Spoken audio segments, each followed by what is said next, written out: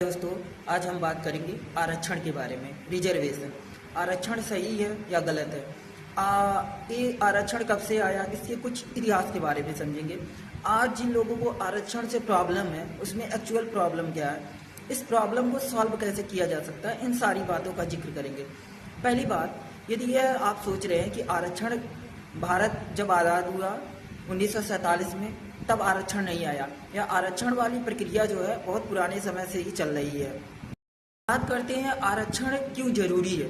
आरक्षण का मेन जो मकसद था, उसमें जो गरीब तबके के लोग थे, जो बहुत ज़्यादा शिक्षा से वंचित थे, जो जातिवाद की वजह से दबे हुए थे, जिनको बहुत ज़्यादा छुआछूत जैसे या फिर अदर कास्ट डिस्क्रिमिनेशन किया जाता रहा, इसकी वजह से उनको एक समाज को अलग किया गया और वह कहीं ना कहीं समाज से कट गए।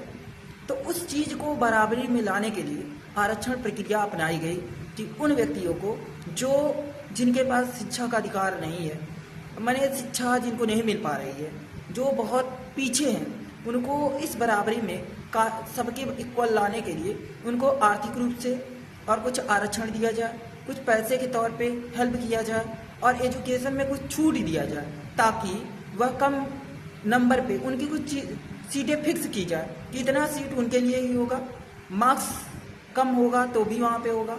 और वह बेहतर पोजीशन होता है, जैसे जो अधिकारी का पोस्ट होता है वहाँ पे वो लोग नहीं है तो उसमें उनका एक पोस्ट फिक्स हो पाए, ताकि वहाँ पे उनकी भी भागीदारी हो और वो आगे बढ़ पाएँ।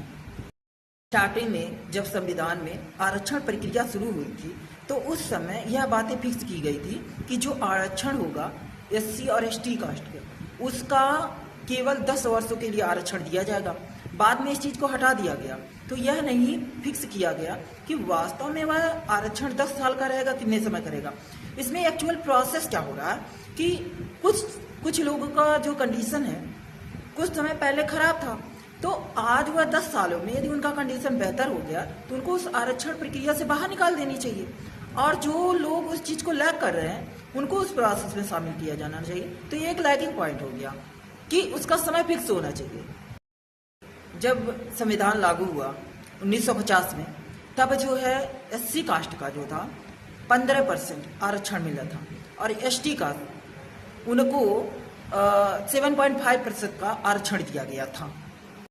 जैसे बात रह गया, इसमें एससी और एसटी कास्ट के ही लोग नहीं इस परेशानी को झेल रहे थे, इसमें ओबीसी कास्ट भी कहीं ना कहीं, कुछ लोग बहुत गरीब परिवार के होते हैं, कहीं ना कहीं उनके पास भी समस्या होती है।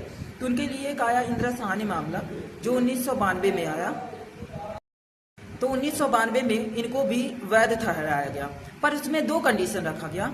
यह कहा गया कि इनको 50% पहला कि 50% जो होगा आरक्षण मिलेगा, ये मैक्सिमम जो आरक्षण 50% मिल सकता है।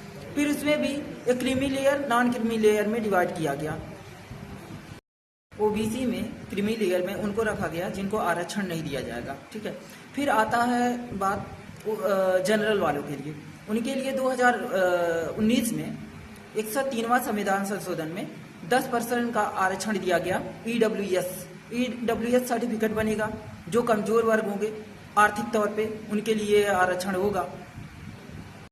लास्ट पॉइंट पे बातें करते हैं। देखिए, आरक्षण इसलिए जो निम्न कैटेगरी के लोग हैं, जो कहीं ना कहीं शिक्षा से वंचित हैं, जो बहुत नीचे तबके पे हैं, उनको इक्वल लाने के लिए यह एक आधार प्रदान किया जाता है, या एक उनके समस्याओं का समाधान देने के लिए, उनको एजुकेशन में थोड़ा प्रमोट करने के लिए, या समाज में इक्वलिटी लाने के लिए इस चीज़ को लाया गया है, ठीक है।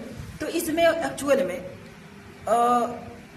यह चीज़ें होना गलत नहीं है, लेकिन इस चीज़ का सही व्यक्ति को मिले और इसका एक समय निश्चित किया जाए, आरक्षण कितने समय के लिए होगा, और यदि वह व्यक्ति आरक्षण पाया और उसके जीवन में सुधार हो गया तो उसको 10 साल 5 साल में हटा देना चाहिए। नए लोग जो इस चीज़ से कहीं ना कहीं लैग कर रहे हैं, उनको ये इस चीज़ का आधार मिलना चाहिए। अब ईडब्ल्यूएस सर्टिफिकेट उन लोगों को आधार नहीं मिल पा रहा है जिनको वास्तव में नीड है, इसमें भी बहुत कहीं ना कहीं फ्रॉड होता है। वो भी लोग ईडब्ल्यूएस सर्टिफिकेट बना लेते हैं जो आर्थिक स्थिति जिनकी मजबूत है, तो ये एक समस्या है, तो ये भी एक लैकिंग पॉइंट है।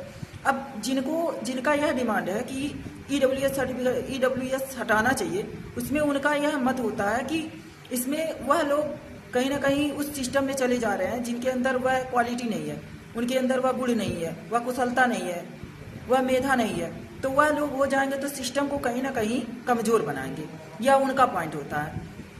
पर इस बात में भी कुछ यदि बेहतरीन लेवल में इसमें दोनों लोग को यदि पॉइंट को एक तरीके से हम न्यूट्रल पॉइंट पे लाएं, तो इसमें एक्चुअल में क्या करना चाहिए कि सारे लोगों में इक्वलिटी का भाव लाना चाहिए। और इससे यह भी कहते हैं कि यदि आरक्षण दिया जा रहा है तो मतभेद किया जा रहा है, जातिवाद इसमें हो रहा है, कहीं ना कहीं दो तरीके से देखा जा रहा है, लोगों में मतभेद होगा।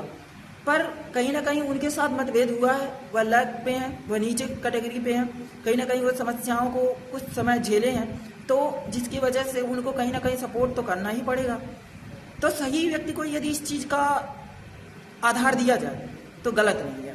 फिर आते हैं, बात करते हैं, यदि दोनों के लिए इक्वलिटी की बात ही हो रही है तो एजुकेशन सिस्टम पे ध्यान दिया जाए, कहीं ना कहीं सारे लोगों को एक विद्यालय में पढ़ाया जाए, एक तरीके से सबके लिए नियम कायदे कानून हो। इसके लिए एजुकेशन सिस्टम को बेहतर बनाना पड़ेगा ताकि सब लोग, जो एक बहुत अमीर फैमिली का है, जो गरीब फैमिली का है, सब कोई जाके उस सरकारी विद्यालय में पढ़े, सबके लिए सारी चीज़ें नियम कायदे कानून से हो, तो वह भी अपने आप को इंक्रीज करेगा, उस चीज़ में पार्टिसिपेट करेगा और इक्वालिटी की भावना भी आएगी। बात करते हैं, यह एक संवेदनशील आप कह सकते हैं विचारधारा है, यह संवेदनशील एक बातें हैं, इसमें लोगों का मत अलग अलग हो सकता है, पर इसमें कहीं ना कहीं बेसिक लेवल पे, ग्राउंड लेवल पे काम करने की ज़रूरत है। वास्तव में किसको यह सुविधा की ज़रूरत है, उस व्यक्ति को इस सुविधा मिलनी चाहिए ताकि समाज में इक्वलिटी की भावना आए, ताकि वह भी एक अधिकारी के पद पे हों, ताकि हम समाज में ग्रोथ कर सकें। तो यह चीज़ें कहीं ना कहीं, आपका इसमें क्या विचारधारा है, आप क्या इस बात को लेकर सोचते हैं, आप अपनी विचारधारा रख सकते हैं। और कहीं ना कहीं एक इस बात को एक शब्द में कह देना, एक लाइनों में कह देना इतना ही नहीं सही है। इसको ग्राउंड लेवल पे क्या इसका प्रो है, क्या कॉन्स है, किसको मिलना चाहिए, क्या नहीं मिलना चाहिए, ग्राउंड लेवल पे वर्क करना सबसे ज़रूरी बात है। धन्यवाद।